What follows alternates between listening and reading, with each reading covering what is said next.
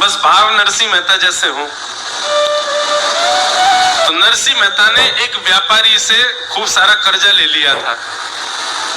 व्यापारी रोज जाता नरसिंह मेहता से जाके कहा अपना वो चुकाओ भाई, तुम पे इतना कर्जा हो गया है।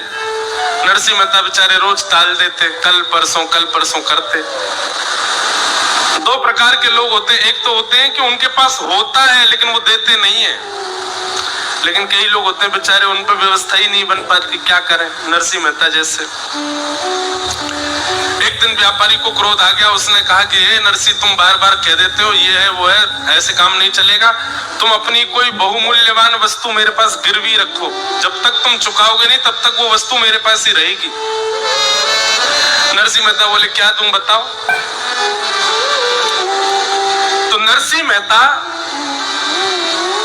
केदार राग गाते थे। अभी राग जो चल रहा है ना कथा में, ये केदार राग ही है, इसीलिए हमको नरसिंह मेहता की याद आई। तो राग केदारा इतना सिद्ध था नरसिंह मेहता को कि जब नरसिंह मेहता केदार राग गाते थे तो ठाकुर जी के मंदिर में ठाकुर जी की जो माला थी वो गले से टूट के गिर जाती थी। कितने भी राग गाले उन रागों में नहीं गिरती थी। जैसे ही वो केदार गाते थे तुरंत ठाकुर जी की माला गिर जाती थी और जितनी जनता आती थी सब तालियां बजाती थी नरसिंह मेहता के ऊपर। नरसिंह मेहता की इस स्थिति को देख करके व्यापारी ने कहा तुम अपना राग केदार गिरवी रखो, जब तक तुम मुझे नहीं चुकाओगे अपना पैसा तब तक तुम राग केदार नहीं गाओगे। नरसिंह मेहता बोले ठीक है भैया, नहीं गाएंगे राग केदार। अब उसी दिन जिस दिन नरसिंह मेहता ने अपना राग गिरवी रखा, उसी दिन कुछ लोगों ने नरसिंह मेहता को पाखंडी बताया था। उन्होंने कहा ये पाखंड करता है, इतनी पतले सूत की माला पहनाता है ठाकुर जी को कि वो पहले सारे राग गा देता है, जैसे वो धागा टूटने वाला होता है सोई राग केदार गा देता है। आज माला हम बना करके लाएंगे, आज यदि माला टूटी तो मानेंगे कि हाँ नरसिंह मेहता के राग में सामर्थ्य है, और आज यदि माला नहीं गिरी तो नरसिंह मेहता पाखंडी घोषित हो जाएगा।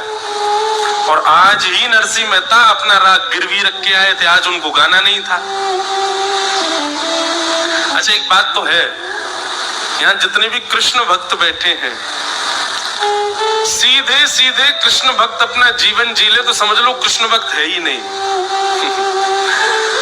ऐसे घुमाव आएंगे, ऐसे मोड़ आएंगे, ऐसे कभी नीचे कभी ऊपर, कभी दुल्लर तिल्लर होता ही रहेगा बेचारा।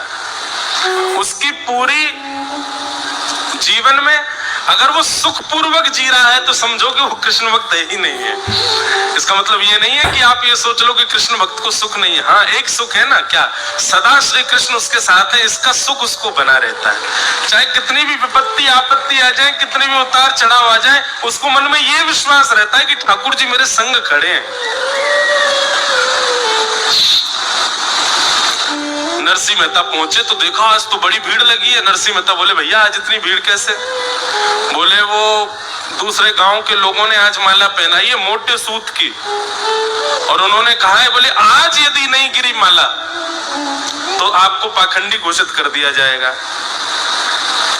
नरसिंह मेहता के नेत्रों में आंसू आ गए। बोले वारे कन्हैया, तुमको भी आज ही गिरवी करवाना था मेरा राग, जब आज परीक्षा। अच्छा नरसिंह मेहता बोले मुझे इस बात की चिंता नहीं कि मुझे पाखंडी, मैं खुद घोषणा कर देता हूं कि मैं पाखंडी हूं, पर मुझे इस बात की चिंता है कि यदि आज मेरे राग ना गाने से आपकी माला नहीं गिरी तो कितने लोगों के चित्त में अविश्वास हो जाएगा आपके प्रति।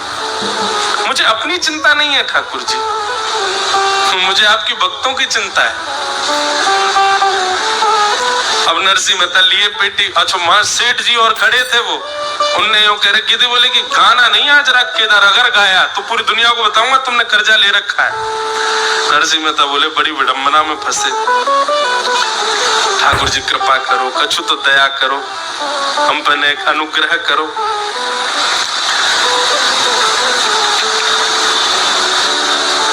नरसिंह मेहता विविध विविध राग गाने लगे। सब लोग कहे ए केदार शुरू करो, नरसिंह मेहता कहे हाँ अभी यमन गा दूं फिर गाऊंगा केदार, फिर बाद में कहे देश गा दूं फिर गाऊंगा केदार। ठाकुर जी से नरसिंह मेहता की विचलनता देखी नहीं गई। एक रूप से तो ठाकुर जी मंदिर में खड़े थे दूसरे रूप से ठाकुर जी नरसिंह मेहता का रूप धारण किए और धारण करके सीधे उस सेठ की दुकान पे पहुंचे। सेठ जी आ गए थे वहां से वापस। सेठ जी के पास जाकर के नरसिंह मेहता बोले, देखो आज हमने राग गाया नहीं। बोले, बहुत बढ़िया, आप गाना नहीं जब तक पैसा वापस नहीं करो। नरसिंह मेहता ने उठा करके पोटली रख दी। नरसिंह मेहता थोड़ी थे भगवान, तो बोले, लो तुम्हारा सारा कर्जा वापस, हमारा राग मुक्त करो। बोले, अच्छा इतना धन कहां से आया? बोले, ये पूछो नहीं कहां से आया, हमने कर दिया ना वापस, अब हमारा राग मुक्त करो। सेठ जी ने कहा, राग केदार मुक्त किया। नरसिंह मेहता ने अपना सारा कर्जा चुका दिया, पत्र पर लिख करके ठाकुर जी को दे दिया। ठाकुर जी तो आकर के खड़े हो गए। किसी वैष्णव ने जाकर के नरसिंह मेहता की पेटी के ऊपर वो पत्र रख दिया। नरसिंह मेहता गा रहे थे, यहाँ लोग सब डंडे पहना करके खड़े थे। बोले, अब अगर इसने नहीं गाया केदार तो फिर हम इस पर डंडा बरसाएं, पाखंडी। नरसिंह मेहता के नेत्र खुले, सब बोले, अब केदार गाओ। नरसिंह मेहता बोले, कैसे गाऊं, क्या करूं? तभी वो पत्र रखा था। जैसे नरसिंह मेहता ने खोल के देखा तो सेठ जी के हस्ताक्षर। बोले, राग केदार मुक्त हो गया है, आपका सारा धन चुका दिया है। हाँ, नरसिंह मेहता ने जैसी पत्र देखा तो अंदर मंदिर में जब झांक करके देखा तो ठाकुर जी के दतुइयां दिख रही थी। ठाकुर जी मुस्कुरा रहे थे। बोले, अब गाओ। और जैसे ही नरसिंह मेहता ने राग केदार गाया, राग केदार गाते ही भीतर खड़े हुए ठाकुर जी के गले की माला टूट करके गिर पड़ी और सब लोगों ने जय जयकार करते हुए नरसिंह मेहता का जय घोष कर दिया। ठाकुर जी की जय जयकार, नरसिंह मेहता की जय जयकार, भक्ति की जय जयकार होने लगी सब जगह। चरण शरण गिरिराज धरण के, चरण शरण गिरिराज धरण के, चरण शरण गिरिराज।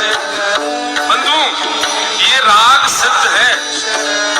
ठाकुर जी ने नरसिंह मेहता से कह रखा है, यदि कोई वैष्णव राग केदार गाएगा तो मैं एक क्षण के लिए वैकुंठ की पदवी छोड़ करके उसके सामने आऊंगा और सुनूंगा बैठ करके।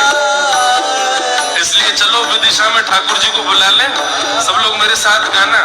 और देखो, राग की चिंता मत करना, स्वर की चिंता मत करना, अनुराग में गाना, भाव से गाना। हमारे पीछे पीछे गाओ, राग केदार। चरण शरण गिरिराज धरण के, चरण शरण गिरिराज धरण के, चरण शरण गिरिराज धरण की, चरण शरण गिरिराज धरण की। हम विधि अविध